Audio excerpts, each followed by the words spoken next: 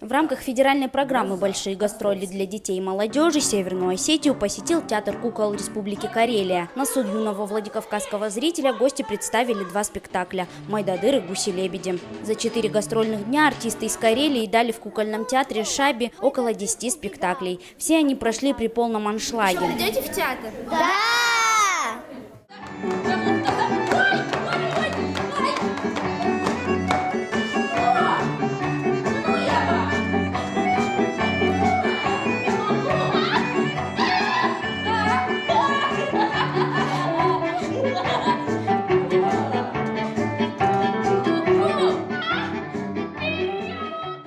Зритель чуть-чуть от нашего отличается.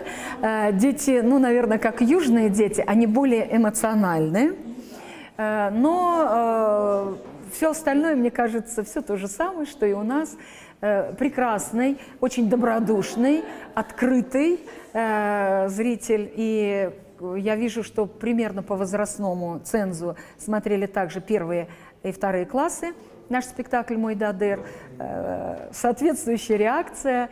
Ну, в общем, хороший зритель, хороший, благодатный и благодарный. Федеральная программа, благодаря которой стал возможен переезд Карельского кукольного театра во Владикавказ, предусматривает обменные гастроли. Напомним, что в октябре этого года труппа Североостинского театра юного зрителя «Шаби» уже побывала в Петрозаводске со спектаклем «Гусенок» и «Храбрый ягненок».